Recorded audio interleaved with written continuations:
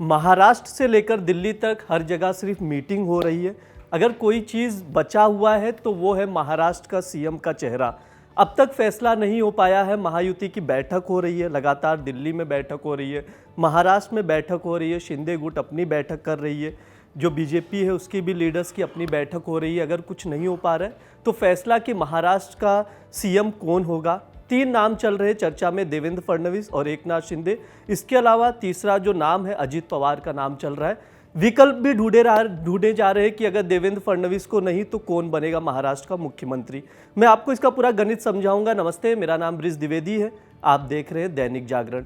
शुरू से बात करते हैं, पहले नतीजों पर बात कर लेते हैं। आपको महायुति का गठबंधन सरकार बहुमत में है, उसी को सरकार बनाना है। लेकिन 26 नवंबर जो था लास्ट तारीख था कार्यकाल खत्म होने का महाराष्ट्र विधानसभा का, अब तक सरकार नहीं बनी है। सीएम कौन बनेगा ये भी डिक्लेयर नहीं किया गया है। एकनाथ शिंदे ने इस्तीफा तो दे दिया है सीएम पद से, अभी कार्यवाहक सीएम के रूप में कार्य करते रहेंगे। ये अब तक का अपडेट है। अब बात करते हैं देवेंद्र फडणवीस पर। देवेंद्र फडणवीस बीजेपी के एकमात्र और सबसे बड़े चेहरे हैं। महाराष्ट्र में नागपुर वहाँ से उनका अपना आरएसएस से जुड़ाव भी रहा है। नागपुर जो है अपने आप में बहुत ज़्यादा महत्व रखता है, इसलिए देवेंद्र फडणवीस का नाम सबसे आगे चल रहा है सीएम पद को लेकर। लेकिन इसके अलावा विकल्प भी देखे जा रहे हैं। कहा जा रहा है कि शायद हो सकता है देवेंद्र फडणवीस के अलावा किसी और को मुख्यमंत्री बनाया जाए। इसमें जो प्रमुख जो रणनीति है और राजनीतिक बात है तो उसके लिए ओबीसी और मराठा चेहरा देखा जा रहा है। अगर ऐसा कुछ होता है तो देवेंद्र फडणवीस मुख्यमंत्री नहीं बन पाएंगे। दूसरी बात एकनाथ शिंदे की करेंगे। एकनाथ शिंदे ने साबित किया है कि उनका रुतबा अपने आप में बहुत बड़ा है। 57 सीटें जीते हैं, टोटल जो उसका गणित था एमवीए से भी ज़्यादा है। उद्धव ठाकरे लगातार आरोप लगाते रहे कि हम असली शिवसेना है, एकनाथ शिंदे नकली शिवसेना है। उन्होंने विश्वासघात किया, तरह तरह के आरोप लगाए, लेकिन सभी आरोपों को जनता ने नकारा और एकनाथ शिंदे को 57 सीटों पर विजय मिली है इस चुनाव में, विधानसभा में। इसलिए एकनाथ शिंदे की भी दावेदारी अपने आप में बहुत मजबूती रखती है। मीटिंग्स चल रही है, जो एकनाथ शिंदे गुट के विधायक वो चाहते हैं एकनाथ शिंदे ही मुख्यमंत्री बने।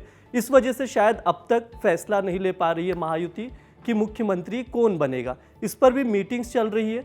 जो अभी तक कुछ रिपोर्ट्स ऐसे भी कह रहे हैं कि एकनाथ शिंदे को केंद्र में भेजा जा सकता है, राज्य की राजनीति से दूर किया जा सकता है, जिससे विधायक खफा है। अगर ऐसा कुछ होता है तो शिवसेना वहाँ पर जो एकनाथ शिंदे की शिवसेना है कहीं ना कहीं कमज़ोर साबित होगी राज्य की राजनीति में। महाराष्ट्र की बात कर रहे हैं हम, तो राज्य की राजनीति में कमज़ोर साबित होगी अगर ऐसा कुछ होता है। विधायक असहमत इस फैसले से।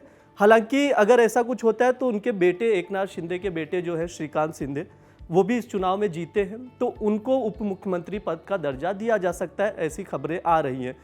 एकनाथ शिंदे या श्रीकांत शिंदे की बात करें तो एकनाथ शिंदे के गुरु रहे आनंद दिघे पालघर, कल्याण और थाने जैसे डिस्ट्रिक्ट हैं, वहाँ पर काफ़ी मजबूत पकड़ रखते हैं। वहीं पर एकनाथ शिंदे का भी रुतबा बरकरार है, इस चुनाव में भी साबित किया उन्होंने। इससे पहले जब चुनाव हुए अलग हुई थी तब भी उनके साथ इतने विधायक आए थे, जिससे ये साबित होता है कि कहीं ना कहीं शिंदे का अपना महत्व रहा है थाने, पालघर और कल्याण में। ये हो गई बात। इसके अलावा अजित पवार की बात करें, अजित पवार के ऊपर बहुत सारे सवाल थे, क्योंकि उनके सामने चुनौती थी शरद पवार की एनसीपी और सुप्रिया सुले, क्योंकि सुप्रिया सुले लगातार बारामती में रैलियां करती आई एक अजित पवार के खिलाफ। युगेंद्र पवार उनके भतीजे जो अजित पवार के सामने चुनाव लड़ रहे थे, हालांकि वो हार गए क्योंकि जनता ने अजित पवार को पसंद किया सिर्फ काम के बलबूते पे। लेकिन सवाल अजित पवार पे शुरू से ही रहा था कि कितनी सीटें निकाल पाएंगे। 41 सीटें लाए, उनकी भी दावेदारी उप मुख्यमंत्री पद के लिए बनी हुई है। लेकिन अभी सिर्फ एक ही चीज़ जो बाकी है महाराष्ट्र की राजनीति में, वो सीएम कौन बनेगा। अब देखना होगा सीएम कौन बनेगा, लेकिन तरह तरह के इस पे अपडेट्स आ रहे हैं, वो हम आप तक पहुंचाने की कोशिश कर रहे हैं। देखते रहिए दैनिक जागरण। शुक्रिया।